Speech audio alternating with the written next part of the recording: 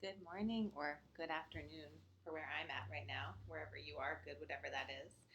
I really want to talk today about plantar fasciitis. I've been kind of moving down the body, but I'm going to jump to the bottom because even though we're not all out walking the streets, walking the sidewalks of New York the way we usually do, we are probably most of us at home barefoot on hard floors a lot of the time, and it's very possible for a lot of people that alone will have your plantar fasciitis acting up if you have it, or you might be feeling some discomfort in your feet. So I thought this would be a good series.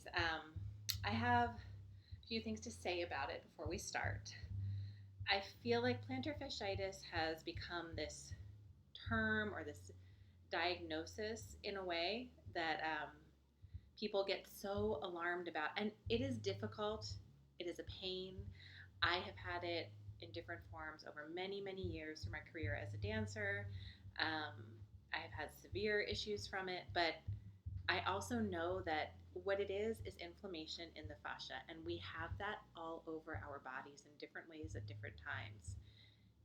Because you have it, it does mean you will be modifying or resting or adjusting things, but it's not a death sentence for your physical activity. And I don't love how people, doctors and such, can sometimes term it that. I love medicine, I'm not against it, but I do think we often think of our feet as a place where we have no agency. And we do have agency. We do have ability to work on our feet, to work on how they function. And we also have the ability to work through injuries appropriately. So I just want to put that out there because I have so many people come in to me and they say, oh, I've been dreading this, but now I have plantar fasciitis, and it's like somebody gave them, 6 months to live sometimes. And I just want us to take some more levity and say, okay, somebody said my feet are inflamed, and I am going to try to work with that and deal with it and help them out because they do so much for me. So that's my spiel about plantar fasciitis. Now, I'm on my couch today to simulate my bed because baby is sleeping in my room right now. But the first place to start with taking care of your feet and your plantar fasciitis is before you get out of bed in the morning. If you do it at that moment, you are going to be skyrocketing ahead into healing, into feeling so much better. So I am going to try to set this up so you can see my relationship to the floor. We'll see how it goes. So this is me lying in bed.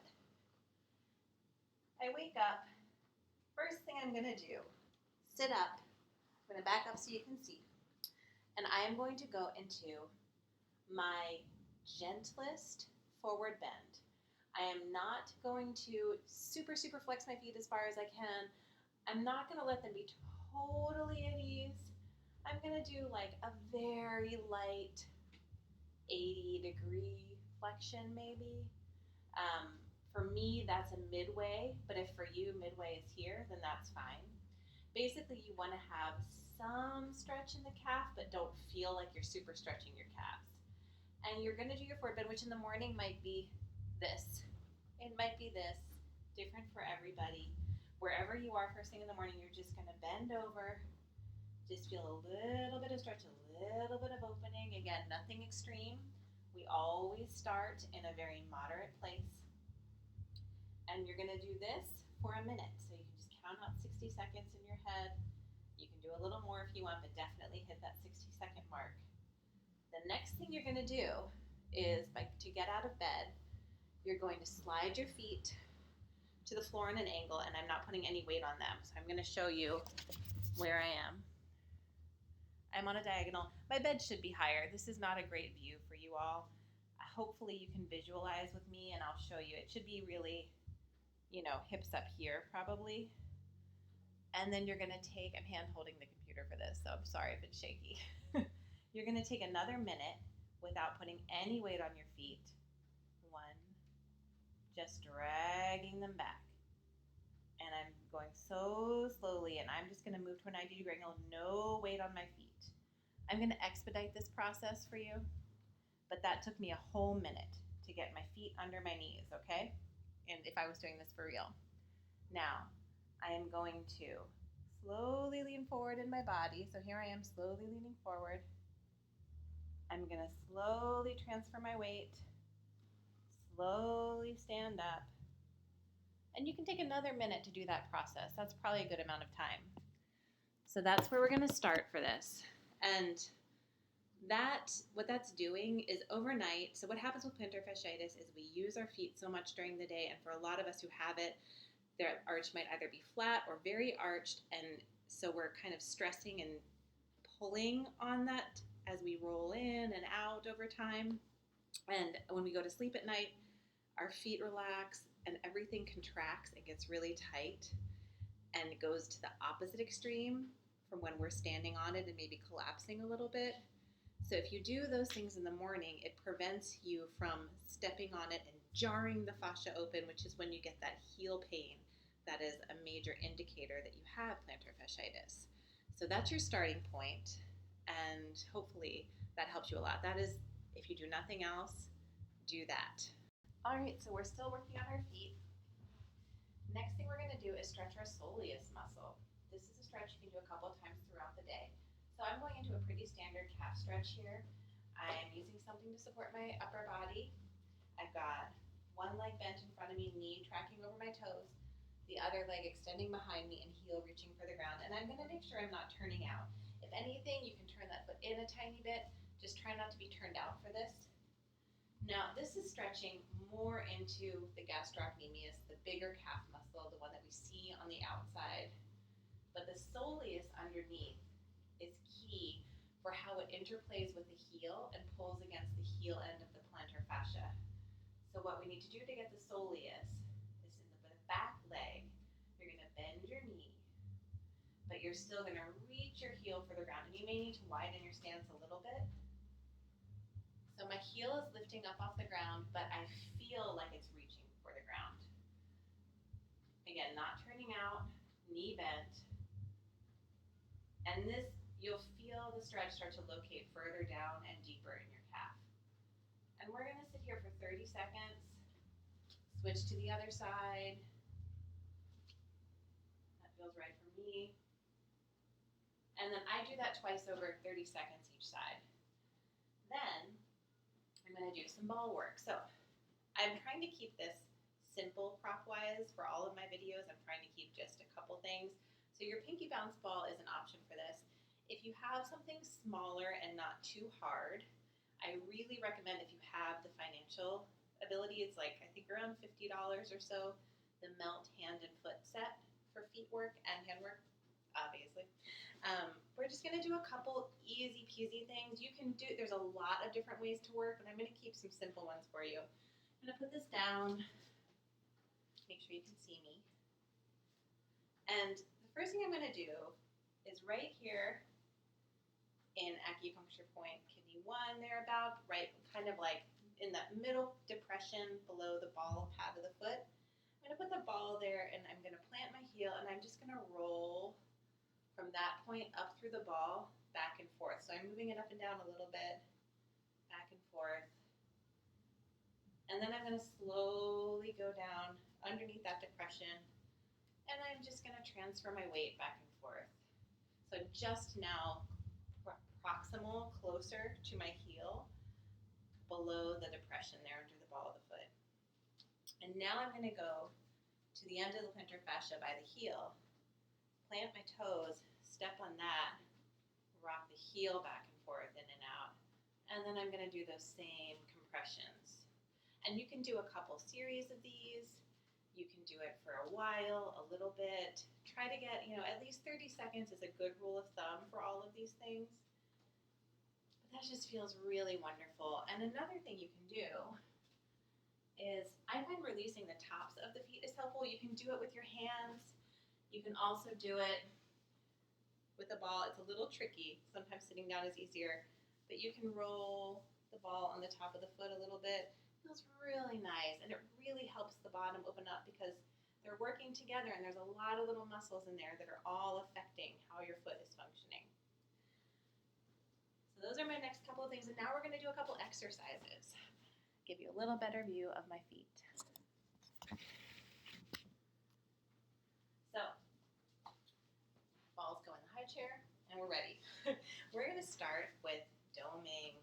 This is not super comfortable. And if you're really acutely in your plantar fasciitis, I know you can't see my head because this is a foot series. It's a little awkward, but we'll just work with that. Um, if you're feeling it really intensely and it's really new for you, wait a little bit before you try this out. This is not day one of your recovery plan. This is a little bit of stretching and massage days into it when you start to feel some relief. So doming is working on all of those internal intrinsic muscles in the foot. And a couple of things to look out for. You want to make sure that you're not bringing your toes under. We're not trying to do these big, huge muscles that grip everything up. We want to be able to see our toenails and the toes to stay relatively compressed on the ground, at least the front part of the toes, okay? What you're going to do is, with that idea in mind, you're going to transfer some weight onto that foot, and you're going to try to lift the arch up. But again, without curling the toes under. So I'm lifting here, ideally holding about 6 seconds or so, but also when you're new to this, your foot's gonna cramp. I haven't done it in a couple weeks, and my foot is cramping a little bit, so if it's new to you, don't be upset if it cramps after a couple seconds. Just relax, take a break, a few deep breaths, maybe 10 seconds or so, come back to it. It's not a huge movement, but it is, you can see, lifting the arch of the foot and then pushing back out. So that's doming, and that's a great one to do. Another great one, I'm going to work with this cloth that is now dirty from wiping my children so many times, is pulling in and pushing out a towel. I love this one for my recovery. So I'm at the corner. A hand towel is great. That's probably as big as you want to go. A washcloth might be the easiest and maybe an easy starting point, but try to grow beyond that. You're going to use your toes to bring this towel in, and ideally, you're going to get the whole thing in. I am not using a great towel for that because it's very slippery, so it just keeps sliding over. But with a hand towel, you should be able to scrunch it all up, and maybe if I moved onto a better surface. Let's see if that works. It's a little better, but these surfaces are not ideal for my slippery towel. So you're going to pull it in. You're going to get it pulled in as far as you can. Now, hard part, let me make sure you can see me. Hard part once it's pulled in is reversing. Again, I'm sorry, I apologize for my poor choice of prop. We'll pretend it was like that. Pushing it out. You want to make sure it doesn't get stuck under your heel like I just did. It also will not feel great at first. You may just get through a couple wrinkles in, a couple wrinkles out, but this is a process over time, and it will do so much for you. Okay, one last thing I want to put into the plantar fasciitis and feet in general is passively stretching your toes and spreading your toes with yoga toes. Again, I try not to add too many props, but if you're able to get some yoga toes and you have foot issues, you will love them. So yoga toes basically just do the work for you of some fascial release from the toe end of the plantar fascia. You put all your little toes through their little slots. It's kind of like PT nail salon or something. And what I do is I put this on and then I go about the rest of my body exercises. So I'll put this on and then I will do some hip stretches and foam roll my legs and I'll work out my neck a little bit. Or, I'll put them on while I'm doing some emails or watching TV with my partner, because all of that is fine. And you have one for each side. I'm just showing you one, but they really do so much for you. At first, the first couple times, like a lot of things, it might feel a little uncomfortable, but once you're used to them, it just feels completely heavenly. So I highly recommend checking out Yoga Toes. I will put a link in my blog notes to them and to the melt set, which I've linked to before, but that's my last recommendation. I hope that this helps you, and I hope everyone is feeling well, staying safe, being respectful of others and your neighbors, as I'm sure you all are, and just trying to take care of each other in this time. I hope to see you all in person as soon as is possible.